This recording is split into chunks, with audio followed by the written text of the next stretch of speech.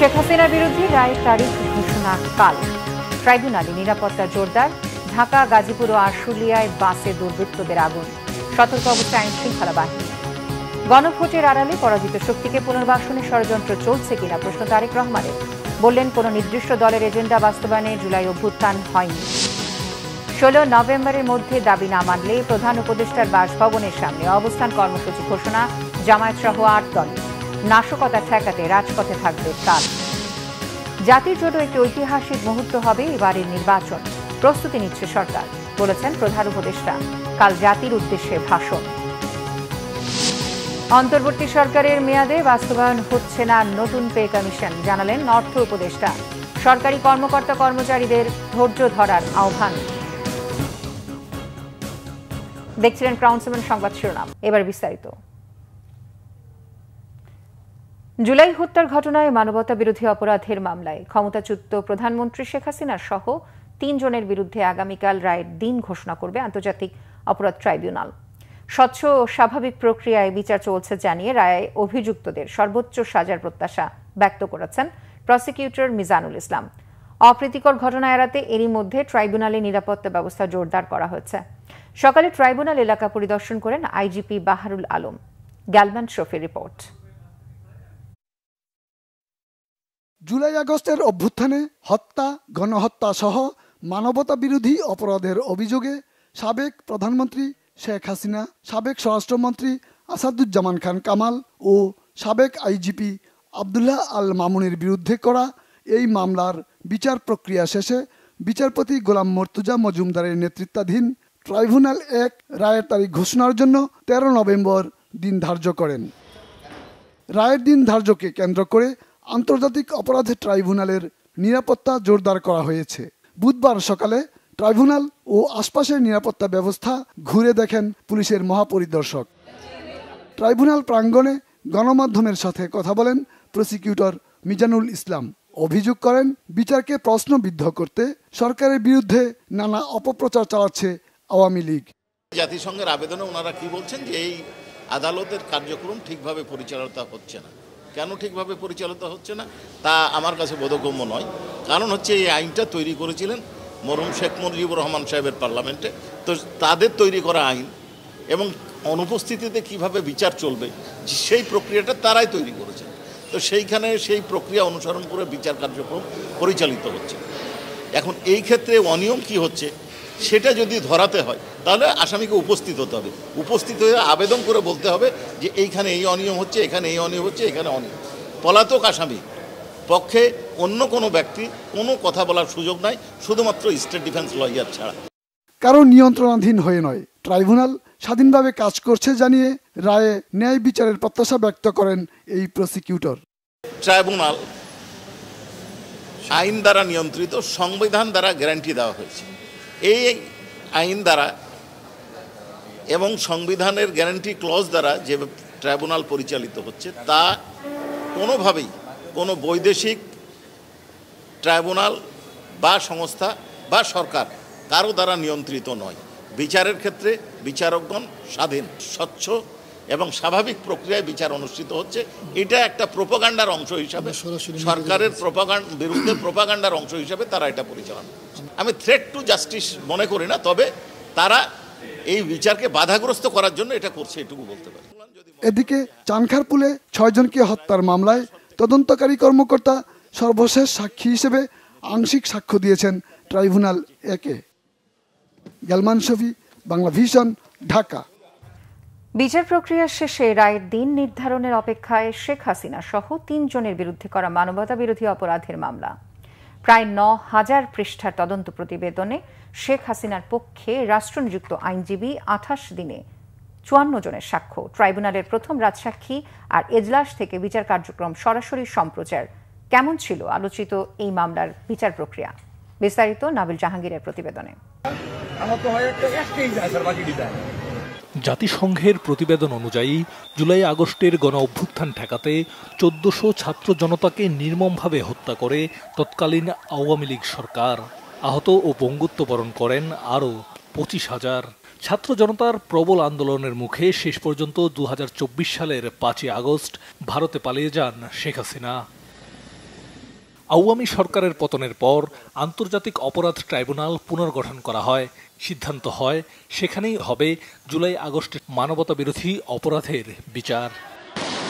অভ্যুত্থানের সময় হত্যা, গণহত্যা সহ মানবতাবিরোধী অপরাধের ঘটনায় ট্রাইব্যুনালে জমা পড়া একাধিক অভিযোগের ভিত্তিতে আওয়ামী সরকারের প্রধানমন্ত্রী শেখ হাসিনা, স্বরাষ্ট্রমন্ত্রী আসাদুজ্জামান খান কামাল ও সাবেক আইজিপি আবদুল্লাহ আল মামুনের বিরুদ্ধে 14 অক্টোবর থেকে তদন্ত শুরু করে ট্রাইব্যুনালের তদন্ত সংস্থা। 6 মাস 28 দিন পর 12 মে প্রসিকিউশনের কাছে প্রতিবেদন জমা দেয় তদন্ত সংস্থা। 25 মে সেটি ট্রাইব্যুনালে উত্থাপন করা হয়। অভিযুক্তদের বিরুদ্ধে মারণাস্ত্র ব্যবহার করে হত্যার নির্দেশ, উস্কানি ও প্ররোচনা, আবু সাইদকে হত্যা, চানখারপুলে 6 জনকে হত্যা এবং আশুলিয়ায় মরদেহ পোড়ানো সহ মোট 5টি সুনির্দিষ্ট অভিযোগ আনা হয়। 1 জুন বিচারপতি গোলাম মর্তজা মজুমদারের নেতৃত্বাধীন ট্রাইব্যুনাল একে অভিযোগ গঠনের শুনানি শুরু হয়। এদিন পলাতক 2 আসামি শেখ হাসিনা ও আসাদুজ্জামান খান কামালের বিরুদ্ধে গ্রেপ্তারি পরোয়ানা জারি করে ট্রাইব্যুনাল। এর ধারাবাহিকতায় পত্রিকায় বিজ্ঞপ্তি প্রকাশের পরেও হাজির না হওয়ায় 24 জুন আসামিদের পক্ষে আইনজীবী নিয়োগ করে ট্রাইব্যুনাল। মামলার কার্যক্রম বাংলাদেশ টেলিভিশনে সরাসরি সম্প্রচার করা হয়। 10 জুলাই অভিযোগ আমলে নিয়ে আনুষ্ঠানিক বিচার শুরুর আদেশ দেয় ট্রাইব্যুনাল।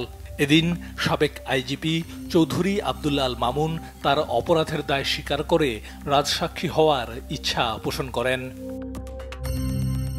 4 আগস্ট থেকে এই মামলার সাক্ষ্য গ্রহণ শুরু হয়। 28 কার্যদিবসে মোট 54 জনের সাক্ষ্য গ্রহণ ও আসামি পক্ষের জেরা সম্পন্ন হয়। সাক্ষীদের মধ্যে স্থানীয় সরকার উপদেষ্টা ও ছাত্র আন্দোলনের সাবেক সমন্বয়ক আসিফ মাহমুদ, এনসিপির আহ্বায়ক এবং সাবেক সমন্বয়ক নাহিদ ইসলাম এবং আমার দেশ সম্পাদক মাহমুদুর রহমানও ছিলেন। রাজসাক্ষী আবদুল্লাহ আল মামুন জানান, 2024 সালের 18 জুলাই তৎকালীন স্বরাষ্ট্রমন্ত্রী আসাদুজ্জামান খান কামাল তাকে ফোন করে বলেন, আন্দোলন দমনে সরাসরি প্রাণঘাতী অস্ত্র ব্যবহারের নির্দেশ দিয়েছেন শেখ হাসিনা। 12 অক্টোবর থেকে যুক্তিতর্ক উপস্থাপন শুরু হয়। 5 দিনের যুক্তিতর্কে জুলাই গণহত্যায় শেখ হাসিনা এবং আসাদুজ্জামান খান কামালের সংশ্লিষ্টতা রয়েছে দাবি করে তাদের সর্বোচ্চ শাস্তি দাবি করে প্রসিকিউশন। অন্যদিকে আসামি পক্ষের আইনজীবীর দাবি, গণহত্যায় শেখ হাসিনার কোনো সায় ছিল না, নিজে বাঁচতে সাবেক প্রধানমন্ত্রীকে ফাঁসাতে চাইছেন আবদুল্লাহ আল মামুন। আবদুল্লাহ আল মামুন সাহেব উনি নিজে বাঁচার জন্য একটি অপকৌশল হিসেবে নিজেকে অ্যাপ্রুভার ডিক্লেয়ার করেছেন। অনুশোচনা নেই, উল্টো তিনি সোশ্যাল মিডিয়ায় নানানভাবে হুমকি দিচ্ছেন, যারা মামলা করেছে, যারা সাক্ষী দিয়েছে তাদেরকে হত্যা করার জন্য, তাদের বাড়িঘর জ্বালিয়ে দেওয়ার জন্য হুমকি দিচ্ছেন। 23 অক্টোবর যুক্তিতর্ক উপস্থাপন শেষে ট্রাইব্যুনাল জানায় 13 নভেম্বর এই মামলার রায়ের দিন ঠিক করা হবে। 13ই নভেম্বর তারিখ নির্ধারণ করেছেন, ওই দিন তিনি ঘোষণা করবেন কবে রায়টা প্রোনাউন্স করবেন। এই মামলায় সর্বোচ্চ শাস্তি মৃত্যুদণ্ডের বিধান রয়েছে। প্রথম কোনো মামলার রায়ে শেখ হাসিনা ও আসাদুজ্জামান খান কামালের পরিণতি কি হয় আর রাজসাক্ষীর প্রতিদান হিসেবে চৌধুরী আবদুল্লাহ আল মামুন খালাস পান কিনা সেদিকেই নজর সবার। নাবিল জাহাঙ্গীর, বাংলা ভিশন, ঢাকা। কার্যক্রম নিষিদ্ধ আওয়ামী লীগের ঘোষিত লকডাউন কর্মসূচি ঘিরে রাজধানী সহ সারা দেশে সর্বোচ্চ সতর্ক অবস্থায় রয়েছে আইনশৃঙ্খলা বাহিনী। সম্ভাব্য নাশকতা প্রতিরোধে শুরু হয়েছে সাঁড়াশি অভিযান, বাড়ানো হয়েছে গোয়েন্দা নজরদারি, পুলিশ ও বিজিবির টহল জোরদার করা হয়েছে। সাধারণ মানুষের মাঝেও দেখা দিয়েছে এক ধরনের শঙ্কা। মানুষের জানমালের নিরাপত্তা রক্ষায় সব ধরনের প্রস্তুতির কথা জানিয়েছে ডিএমপি। এদিকে সন্ধ্যায় রাজধানীর যাত্রাবাড়িতে একটি বাসে আগুন দিয়েছে দুর্বৃত্তরা।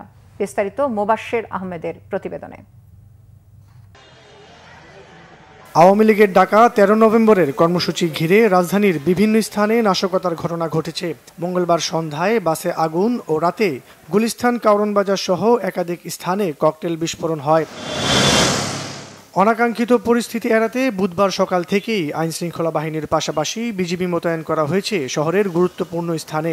বিভিন্ন মোড়ে ও সড়কেও দেখা গেছে বিজিবি ও পুলিশের সতর্ক অবস্থান। নগরের বিভিন্ন এলাকায় ককটেল বিস্ফোরণ ও বাসে অগ্নিকাণ্ডের ঘটনা ও নিষিদ্ধ সংগঠনের লকডাউন কার্যক্রম নিয়ে শঙ্কিত সাধারণ মানুষ। এটা আতঙ্কিত হওয়ার কিছু নেই, এটা আমাদের সবসময় চোখ কান খোলা রেখে আর কি সবসময় সব দিক খেয়াল রাখতে হবে। স্বাভাবিকভাবে ভীত সন্ত্রস্ত যে কখন কিভাবে কি আমার উপরে একটা বিপদ আসে। আইন শৃঙ্খলা বাহিনীতে আগের চেয়ে এখন একটু দুর্বল, তারা তেমন কোনো পদক্ষেপ নিতে পারছে না। আর গোয়েন্দা যারা আছে তারা তো আসলে সব কিছু জানা উচিত, কিন্তু সেটা তো তারা পারতেছে না। কোথায় কোন জায়গায় হামলা হচ্ছে, কোন জায়গায় আগুন ধরাচ্ছে সেটা তারা জানতে পারতেছে না। এদিকে গোয়েন্দা পুলিশ বলছে সাধারণ মানুষের জানমালের নিরাপত্তা রক্ষায় প্রস্তুত তারা। সর্বাত্মকভাবেই নাশকতা মোকাবেলা করা হবে। এই যে যারা যে ভীতি করা একটা পরিস্থিতি বা তারা বিভিন্ন রকম যে অপতৎপর চালাচ্ছে, এটা আমরা কঠোর হস্তে দমন করার আইনের যেটুকু প্রয়োগের ক্ষমতা আছে এটা আমরা সর্বোচ্চ প্রয়োগ করব এবং দমন করবো। আপনারা জানেন যে কয়েকদিন আজকে ওই যে রূপম ভাই যেটা বললেন যে আমরা যারা নেপথ্যে আছে সেই নেতাদেরকে উপর নজরদারি রাখতেছি, তাদেরকে গ্রেপ্তার করতেছি। আজকেও এই সংক্রান্তে 44 জন অ্যারেস্ট আছে। ইনশাল্লাহ আমাদের তৎপরতা সবাই থাকবে। আমরা নগরবাসী আপনারা সবাই মিলে ইনশাল্লাহ এই অপতৎপরতা রোধ করব। যারা ককটেল ও অগ্নিসংযোগের ঘটনা ঘটাচ্ছে তাদের দ্রুত সময়ের মধ্যে আইনের আওতায় আনা হবে বলেও জানানো হয় ডিএমপির পক্ষ থেকে। এই বিষয়ে নগরবাসীকে তথ্য দিয়ে সহযোগিতার করার আহ্বান জানানো হয়। মুবাশশির আহমেদ, বাংলা ভিশন, ঢাকা। দর্শক, রাজধানীর আইন শৃঙ্খলা পরিস্থিতির খবর রাখছেন সহকর্মী শুভ মাহফুজ। সরাসরি কথা বলছি তার সাথে। শুভ, নিশ্চয়ই শুনতে পাচ্ছেন। আগামীকালের সম্ভাব্য নাশকতার যে কথা শুনছি তার প্রতিরোধে ইতিমধ্যে আমরা জানি যে আইন শৃঙ্খলা পরিস্থিতি কঠোর অবস্থানে আছে। আপনি এই মুহূর্তে কোথায় আছেন এবং সেখানকার আইন শৃঙ্খলা বাহিনীর প্রস্তুতি কেমন দেখছেন? আমাদের সার্বিক পরিস্থিতি সম্পর্কে জানাবেন।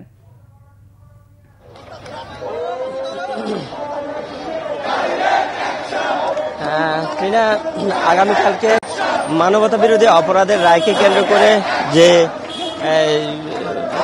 আইন শৃঙ্খলা পরিস্থিতির অবনতি হচ্ছে দিনব্যাপী, সেটাকে কেন্দ্র করে আমরা দেখতে পাচ্ছি যে জাতীয় ছাত্র শক্তির ব্যানারে একটি বিশাল এনসিপির অস্থায়ী কার্যালয় থেকে শাহবাগের উদ্দেশ্যে যাচ্ছে। এই মুহূর্তে আমরা রয়েছি ঠিক ইন্টারকন্টিনেন্টাল হোটেলের সামনে। তারা হচ্ছে এই বাংলা মোটর মোড় থেকেই এই মিছিলটি শুরু করছে এবং তারা আওয়ামী লীগের বিরুদ্ধে বিভিন্ন স্লোগান দিচ্ছে। তারা বলছে যে গত কয়েকদিন যাবৎ যে বিভিন্ন জায়গাতে বাসে অগ্নিসংযোগ দেওয়া হচ্ছে, ককটেল বিস্ফোরণ ঘটানো এবং আইন শৃঙ্খলা পরিস্থিতির অবনতি ঘটানো হচ্ছে, এইসবের প্রতিবাদে মূলত তারা মিছিলটি আমরা পেয়েছি। রাজধানীর বিভিন্ন সদস্যরা বেশ তল্লাশি চালাচ্ছে, বিশেষ করে ব্যক্তিগত যে প্রাইভেট কারগুলো রয়েছে, মোটরসাইকেলগুলো চালিত যে অটোরিকশা যাত্রীরা রয়েছে, তো বেশ আগে ঠিক 10 মিনিট আগে রাজধানীর দোলাইপাড়ে একটি বাসে অগ্নিসংযোগ করেছে। কে বা কারা অগ্নিসংযোগ করেছে সেটি কিন্তু আমরা এখন পর্যন্ত নিশ্চিত হতে পারিনি। এছাড়া দুপুরেও রমনা খানের সামনে পুলিশের একটি গাড়িতে অগ্নিসংযোগের ঘটনা ঘটেছে। সব মিলিয়ে গত আগামীতে নিষিদ্ধ কার্যক্রম নিষিদ্ধ আওয়ামী লীগের যে কর্মসূচি রয়েছে শেখ হাসিনার রায়কে কেন্দ্র করে যে। শুভ, আপনাকে ধন্যবাদ। এদিকে গাজীপুরের বাসন, কাশিমপুর, শ্রীপুরে 3টি এবং আশুলিয়ার মার্কেটের সামনে একটি বাসে আগুন দিয়েছে দুর্বৃত্তরা। ভোর 4টার দিকে ঢাকা টাঙ্গাইল মহাসড়কের পাশে ভোগড়া বাইপাস পেয়ারা বাগান এলাকায় ভিআইপি পরিবহনের একটি বাসে আগুন দেয় দুর্বৃত্তরা। পরে ভোর 5টার দিকে শ্রীপুরের বেড়াইদের চালা এলাকায় দাঁড়িয়ে থাকা একটি বাসে আগুন দেয়। আগুনের খবর পেয়ে শ্রীপুর ফায়ার সার্ভিসের কর্মীরা পৌঁছে আগুন নিয়ন্ত্রণে আনে। এর আগে মঙ্গলবার রাত 10:30টার দিকে কালিয়াকৈর নবীনগর সড়কের একটি বাসে আগুন দেয় দুর্বৃত্তরা। পরে ফায়ার সার্ভিসের একটি ইউনিট গিয়ে আগুন নিয়ন্ত্রণে আনে। এদিকে ভোরে আশুলিয়ায় সরকার মার্কেট এলাকার নারী ও শিশু হাসপাতালের সামনে আলিফ পরিবহনের একটি বাসে আগুন দেওয়া হয়। বাসটির চালক সাত্তার জানান, রাতে হাসপাতালের সামনের সড়কে বাস রেখে তার ভেতরেই ঘুমিয়ে পড়েন তিনি। ভোরে হঠাৎ আগুনের তাপে ঘুম ভাঙে তার। সে সময় বাস থেকে লাফিয়ে প্রাণ বাঁচান তিনি। পরে ফায়ার সার্ভিস আগুন নেভায়। কোনো নির্দিষ্ট দলের অধিকার প্রতিষ্ঠার জন্য কিংবা দর কষাকষির জন্য জুলাই অভ্যুত্থান হয়নি বলেছেন বিএনপির ভারপ্রাপ্ত চেয়ারম্যান তারেক রহমান। কোনো হুমকি ধামকি না দিয়ে ফেব্রুয়ারিতে জনগণের মুখোমুখি হওয়ার আহ্বান জানিয়েছেন তিনি। অভিযোগ করেন, সরকারের দুর্বলতার সুযোগ নিয়ে কিছু রাজনৈতিক দল জনগণের আকাঙ্ক্ষার বিরুদ্ধে দাঁড়াচ্ছে। গণভোটের আড়ালে পতিত পরাজিত অপশক্তিকে পুনর্বাসনের ষড়যন্ত্র হচ্ছে কিনা এমন প্রশ্নও রাখেন বিএনপির ভারপ্রাপ্ত চেয়ারম্যান। রিপোর্ট করেছেন সিকান্দার রেহমান। জাতীয় বিপ্লব ও সংহতি দিবস উপলক্ষে বাংলাদেশ জাতীয়তাবাদী দল বিএনপি আয়োজিত আলোচনা সভায় বক্তব্য রাখেন বিএনপির নীতি নির্ধারণী ফোরামের সদস্যরা। সমমনা রাজনৈতিক দলের নেতারাও বক্তব্য রাখেন। বিএনপির ভারপ্রাপ্ত চেয়ারম্যান তারেক রহমান তার বক্তব্যে জনগণের নিত্যদিনের সংকট ও সমাধানের পথ নিয়ে কথা বলেন। আলু, পেঁয়াজ সহ নিত্যপণ্য ও কৃষিক্ষেত্রে নানা সংকট, লাখ লাখ বেকারদের দুর্দশা, শিক্ষাখাত নিয়ে বিস্তারিত পরিকল্পনা তুলে ধরেন। এইসব জনগুরুত্বপূর্ণ বিষয় কেন সংস্কার কমিটিতে রাখা হলো না এবং ঐক্যমত্য কমিশনে আলোচনা হলো না তা নিয়ে বিস্ময় প্রকাশ করেন বিএনপির ভারপ্রাপ্ত চেয়ারম্যান। কথা বলেন জুলাই অভ্যুত্থান ও জনগণের প্রত্যাশার বিষয়েও।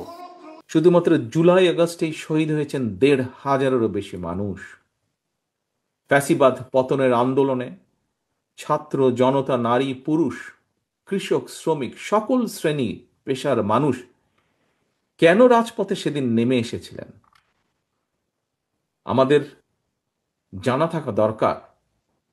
জনগণ কিন্তু রাষ্ট্র এবং রাজনীতিতে নিজেদের অধিকার প্রতিষ্ঠার জন্যই সেদিন রাজপথে নেমে এসেছিলেন।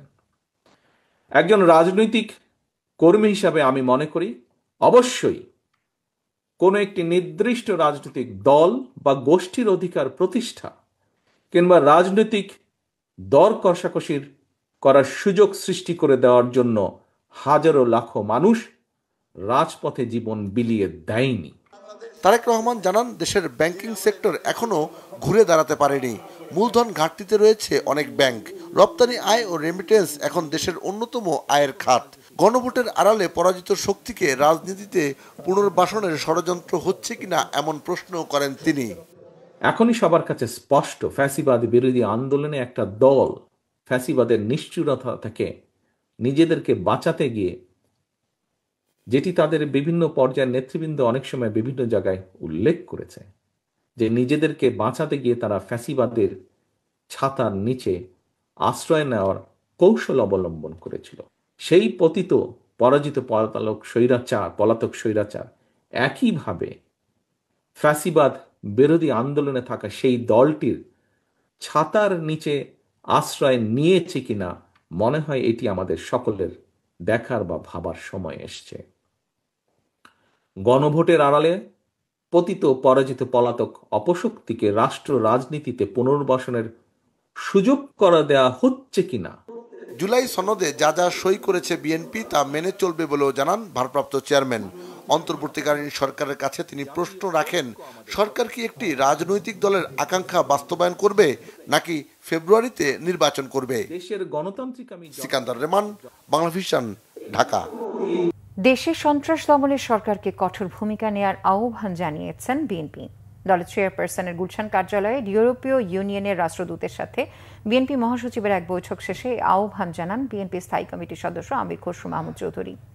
বুধবার বেলা 11টায় গুলশানে বিএনপি চেয়ারপারসনের কার্যালয়ে যান ইইউ রাষ্ট্রদূত মাইকেল মিলার। বৈঠকে আগামী নির্বাচন সহ চলমান রাজনৈতিক পরিস্থিতি নিয়ে আলোচনা হয়। পরে ব্রিফিংয়ে আমির খসরু মাহমুদ চৌধুরী বলেন, ফেব্রুয়ারির নির্বাচন নিয়ে কারো মধ্যে কোনো সংশয় নেই। বিএনপি নির্বাচনী প্রস্তুতি কেমন সেই বিষয়ে ইইউ রাষ্ট্রদূত মাইকেল মিলার জানতে চেয়েছেন বলে জানান তিনি। বিএনপি স্থায়ী কমিটির সদস্য আরও বলেন, কারা দেশে সন্ত্রাসী কর্মকাণ্ড চালাচ্ছে তা খুঁজে বের করার দায়িত্ব আইনশৃঙ্খলা বাহিনীর। আওয়ামী লীগ নির্বাচনী রেসে নেই, দেশে নেই। সন্ত্রাসী কর্মকাণ্ড যে কেউ করতে পারে, তবে দেশের মানুষ সচেতন। সন্ত্রাসী কর্মকাণ্ড করে নির্বাচন বাধাগ্রস্ত করার কোনো সুযোগ নেই। নির্বাচন নিয়ে ইউরোপীয় ইউনিয়নের কোনো উৎকণ্ঠা নেই। তারা বাংলাদেশে একটি সুষ্ঠু ও নিরপেক্ষ নির্বাচন চায় বলেও জানান বিএনপির স্থায়ী কমিটির এই সদস্য।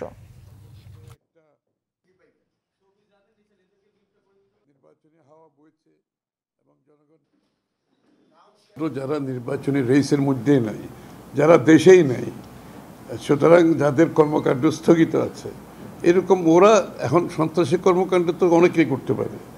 এইগুলো সরকারের দায়িত্ব, সরকার পালন করবে। কারা করছে সরকারকে, তাদের গোয়েন্দা সংস্থা আছে, তাদের আইন শৃঙ্খলা বাহিনী আছে। আমরা আশা করছি সরকার আরও বেশি সচেষ্ট থাকবে, আরও ভালোভাবে এটার মোকাবেলা করতে হবে।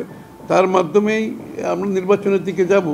আর এইগুলো নির্বাচনের আগে কেউ সন্ত্রাসী কর্মকাণ্ডের মাধ্যমে নির্বাচনকে বাধাগ্রস্ত করতে পারবে সেটা বিশ্বাস করার কোনো কারণ নেই। 16 নভেম্বরের মধ্যে গণভোট সহ 5 দফা দাবি না মানলে প্রধান উপদেষ্টার বাসভবন যমুনার সামনে অনির্দিষ্টকালের জন্য অবস্থান কর্মসূচি ঘোষণা করেছে জামায়াতে ইসলামী সহ সমমনা 8 দল। রাজধানীর মগবাজার আলফালা মিলনায়তনে আন্দোলনরত দলগুলোর নেতাদের যৌথ সংবাদ সম্মেলনে এই কর্মসূচি ঘোষণা করেন জামায়াতের নায়েবে আমির মুজিবুর রহমান। তিনি জানান, 13 নভেম্বর ফ্যাসিবাদী শক্তির নাশকতা ও অপতৎপরতা ঠেকাতে রাজপথে অবস্থান নেবে 8 দল। জামায়াতের এই নায়েবে আমির বলেন, 14 নভেম্বর জুলাই জাতীয় সনদ বাস্তবায়নের আদেশ জারি, জাতীয় নির্বাচনের আগে গণভোট আয়োজন সহ 5 দফা দাবিতে দেশব্যাপী জেলা ও মহানগর পর্যায়ে বিক্ষোভ মিছিল হবে। এছাড়া 16 নভেম্বর বেলা 11টায় আন্দোলনরত 8 দলের শীর্ষ নেতাদের বৈঠক শেষে সংবাদ সম্মেলন করবে দলগুলো। এই সময়ের মধ্যে দাবি আদায় না হলে প্রধান উপদেষ্টার বাসভবন যমুনার সামনে অবস্থান কর্মসূচিতে যাবে 8 দল। 13 নভেম্বর বৃহস্পতিবার ফ্যাসিবাদী শক্তির নাশকতা ও অপতৎপরতা প্রতিরোধে 8 দলের নেতৃবৃন্দ সর্বস্তরের জনশক্তি সহ দেশব্যাপী রাজপথে অবস্থান করবে। 16 নভেম্বর রবিবার জনগণের 5 দফা দাবি মেনে নেওয়া না হলে উক্ত সংবাদ সম্মেলন থেকে প্রধান উপদেষ্টার কার্যালয় যমুনার সামনে অনির্দিষ্টকালের জন্য অবস্থানের কর্মসূচি ঘোষণা করা হবে। 12 ফেব্রুয়ারিতে নির্বাচন চাই। 8 দল এবং আমাদের বাংলাদেশ জামাত ইসলামের আমির আপনাদের রেকর্ড বলবে যে আমরাই আগামী রমজানের আগে নির্বাচনের দাবি প্রথম আমরাই করেছি সর্বপ্রথম। ফলে এইটা হচ্ছে খুব দুঃখের সাথে আমাদের বন্ধু কোনো রাজনৈতিক দল যদি নিজেদের রাজনৈতিক অসহায়ত্বকে লুকানোর জন্য ওই যে কালকে আমাদের আমির সাহেব বক্তৃতায় বলেছেন যে উদর পিণ্ডি বুদুর ঘাড়ে, নিজেদের দুর্বলতা চাপিয়ে 8 দলের কোনো দলকে দুর্বল করার কোনো যুক্তি নেই। আওয়ামী লীগের লকডাউন ঠেকাতে এক হাসনাত আব্দুল্লাহ যথেষ্ট। তার উপস্থিতিতে এমন আশা প্রকাশ করেন জাতীয় নাগরিক পার্টি এনসিপি নেতা নাসির উদ্দিন পাটোয়ারি। বিকেলে ঢাকা রিপোর্টার্স ইউনিটিতে ন্যাশনাল হেলথ অ্যালায়েন্সের কমিটি গঠন ও আত্মপ্রকাশ অনুষ্ঠানে তিনি কথা বলেন। নাসির উদ্দিন পাটোয়ারি আরও বলেন, 8 দলের আন্দোলন যৌক্তিক এবং সাথে থাকার কথা জানান তিনি। বলেন, আন্দোলন সফল না করে ঘরে ফিরবেন না, গণভোট হবেই। বিএনপি 100 বছরেও গণভোট ঠেকাতে পারবে না বলে মন্তব্য তার। অনুষ্ঠানে এনসিপি নেতা হাসনাত আব্দুল্লাহ বলেন, শেখ হাসিনার সময়ও মত প্রকাশের স্বাধীনতা ছিল, সেটি ছিল সহমত প্রকাশ। এখন দ্বিমত প্রকাশ করার স্বাধীনতা রয়েছে। প্রধান উপদেষ্টা ডক্টর মোহাম্মদ ইউনূস বলেছেন, নির্বাচনের প্রস্তুতি নিচ্ছে সরকার। জাতির জন্য একটি ঐতিহাসিক মুহূর্ত হবে এটি। তরুণদের নেতৃত্ব অভ্যুত্থানের মধ্য দিয়ে বাংলাদেশ একটি উল্লেখযোগ্য রূপান্তরের মধ্য দিয়ে যাচ্ছে বলে মনে করেন তিনি। কানাডীয় সিনেটর ও 2 পার্লামেন্ট সদস্য প্রধান উপদেষ্টার সাথে সাক্ষাৎ করলে তিনি এই কথা বলেন। কানাডীয় সিনেটর সালমা আতাউল্লাহ জান ও 2 সংসদ সদস্য সালমা জাহিদ ও সামির জুবেরি বুধবার স্টেট গেস্ট জবুরা হাউসে প্রধান উপদেষ্টার অধ্যাপক মোহাম্মদ ইউনূসের সাথে সাক্ষাৎ করেন। কানাডীয় প্রতিনিধি দল দ্বিপাক্ষিক বাণিজ্য সহযোগিতা আরও জোরদার এবং রোহিঙ্গা সংকট সমাধানের উপায় নিয়ে আলোচনা করেন। এ সময় চলমান সংস্কার প্রক্রিয়া ও ফেব্রুয়ারিতে নির্বাচনের প্রস্তুতির বিষয়ে প্রতিনিধি দলকে বিস্তারিত জানান প্রধান উপদেষ্টা। রোহিঙ্গা ইস্যুতে কানাডার সমর্থনের জন্য তিনি দেশটিকে ধন্যবাদ জানান। ডক্টর ইউনূস বলেন, 8 বছর পেরিয়ে গেছে, রোহিঙ্গাদের নিজ মাতৃভূমিতে প্রত্যাবর্তনই একমাত্র কার্যকর সমাধান, এর বিকল্প নেই। অন্তর্বর্তী সরকারের মেয়াদে পে কমিশন বাস্তবায়ন না হওয়া নিয়ে সরকারি কর্মচারীদের অসন্তোষ বা ক্ষোভের কিছু নেই, জানিয়েছেন অর্থ উপদেষ্টা। এ বিষয়ে সরকারি কর্মকর্তা কর্মচারীদের ধৈর্য ধরার আহ্বান জানিয়েছেন তিনি। দুপুরে সচিবালয় ক্রয় সংক্রান্ত উপদেষ্টা পরিষদের বৈঠক শেষে কথা জানান অর্থ উপদেষ্টা। তিনি বলেন, নতুন পে কমিশন নিয়ে একটি কাঠামো তৈরি করে পরবর্তী সরকারের কাছে দেওয়া হবে। জানান, বিভিন্ন বন্দর ও জেটিতে আটকে থাকা পুরনো গাড়ি স্ক্র্যাপ আকারে বিক্রির সিদ্ধান্ত হয়েছে। নির্বাচনে দায়িত্বরত পুলিশের জন্য বডি ক্যামেরা কেনার ব্যাপারে আগামী সপ্তাহে সিদ্ধান্ত নেওয়া হবে বলে জানান অর্থ উপদেষ্টা। এক প্রশ্নের জবাবে উপদেষ্টা বলেন, সংশোধিত বাজেটে অর্থনৈতিক প্রবৃদ্ধির লক্ষ্যমাত্রা কিছুটা কমানো হবে, সেই সাথে মূল্যস্ফীতির টার্গেট বাড়ানো হবে। 2024 সালের নির্বাচনে অংশ নেওয়া আওয়ামী লীগের স্বতন্ত্র প্রার্থীরা যেন ফেব্রুয়ারির জাতীয় নির্বাচনে অংশ নিতে না পারে, সেই দাবিতে প্রধান নির্বাচন কমিশনারের কাছে স্মারকলিপি দিয়েছেন গণ অধিকার পরিষদ। এদিকে আগামীকাল রাজনৈতিক দলগুলোর সঙ্গে সংলাপ শুরু করেছে নির্বাচন কমিশন। বেলা 11টায় নির্বাচন কমিশন ভবনে সিইসির সাথে সাক্ষাৎ শেষে গণ অধিকার পরিষদের সাধারণ সম্পাদক রাশেদ খান বলেন, 24-এর আমি ডামি নির্বাচনে যারা অংশ নিয়েছিলেন তারা যেন কোনোভাবেই আগামী নির্বাচনে অংশ নিতে না পারে, সে বিষয়টি কমিশনকে নিশ্চিত করতে হবে। তা না হলে আওয়ামী লীগ পুনর্বাসিত হওয়ার সুযোগ তৈরি হবে বলে আশঙ্কা তাদের। জাতীয় পার্টি সহ 14 দল যেন ইসির সংলাপে অংশ নিতে না পারে সে বিষয়টি নিশ্চিতেরও আহ্বান জানান Rashed Khan. Pubali bank PLC military institute of science and technology এর electrical, electronic and communication engineering বিভাগের শিক্ষার্থীদের উদ্ভাবনী প্রকল্প এমআইএসটি ম্যাভিরভের জন্য আর্থিক সহায়তা প্রদান করেছে। ব্যাংকের প্রধান কার্যালয়ের অনুষ্ঠানে পূবালী ব্যাংকের ব্যবস্থাপনা পরিচালক ও সিইও মোহাম্মদ আলী এমআইএসটি এর electrical, electronic and communication engineering বিভাগের অধ্যাপক ক্যাপ্টেন দিদারুল ইসলামের কাছে আর্থিক অনুদানের চেক হস্তান্তর করেন। এ সময় পূবালী ব্যাংকের উপ ব্যবস্থাপনা পরিচালক মোহাম্মদ ইচ্ছা আহমেদ এনায়েত মঞ্জুর, শাহনওয়াজ খান, মোহাম্মদ আনিসুজ্জামান, মহাব্যবস্থাপক মোহাম্মদ ফয়জুল হক শরীফ, সহকারী মহাব্যবস্থাপক মোহাম্মদ মিজানুর রহমান সহ দুটি প্রতিষ্ঠানের ঊর্ধ্বতন নির্বাহীরা উপস্থিত ছিলেন।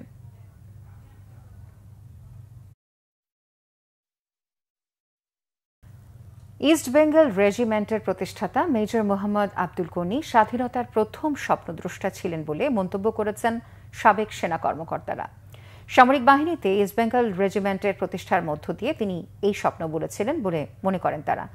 রাজধানীর রাওয়া ক্লাবে মেজর গনির ৬৮তম মৃত্যুবার্ষিকী উপলক্ষে আলোচনায় তারা এই কথা বলেন। বক্তারা বলেন, মেজর গনি দেশের ভবিষ্যৎ দেখতে পেয়েছিলেন। তার জীবনী ও কর্মদর্শ নতুন প্রজন্মকে জানাতে পাঠ্যপুস্তকে তার জীবনী অন্তর্ভুক্ত করার দাবি জানানো হয় স্মরণ সভায়। তার উপর বিশ্ববিদ্যালয়ে গবেষণার জন্য পিএইচডি প্রোগ্রাম চালু করার আহ্বানের পাশাপাশি ভবিষ্যতে সরকার, সেনাবাহিনী সবাই মেজর গনিকে স্মরণ করে অনুষ্ঠান করবে বলে প্রত্যাশা বিশিষ্টজনদের। অনুষ্ঠানে প্রধান অতিথি ছিলেন এলডিপির সভাপতি অবসরপ্রাপ্ত কর্নেল ডক্টর অলি আহমেদ। এছাড়াও বিশিষ্ট ব্যক্তিরা স্মরণ সভায় অংশ নেন। সংবাদ শেষ করব ক্রাউন সিমেন্ট শিরোনামগুলো আরো একবার জানিয়ে।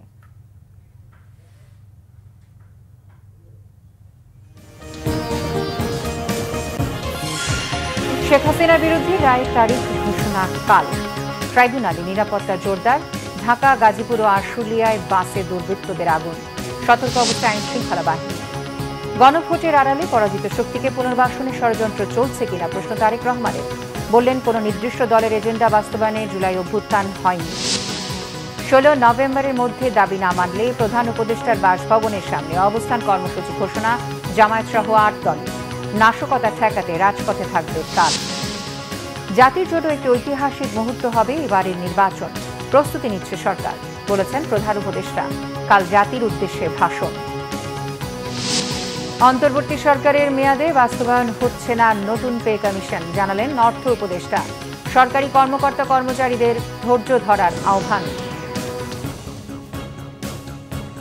এই ছিল এখনকার মতো। পরের সংবাদ রাত 10:30টায়। এর আগে 9টায় রয়েছে নিউজ 20, দেখার আমন্ত্রণ রইল। এছাড়া বাংলা ভিশন সংবাদ ও সংশ্লিষ্ট অনুষ্ঠান দেখতে ভিজিট করুন www.tvnews24.com ও facebook.com/banglavishnnews এবং সাবস্ক্রাইব করুন youtube.com/banglavishnnews। এতক্ষণ সাথে থাকার জন্য ধন্যবাদ সবাইকে।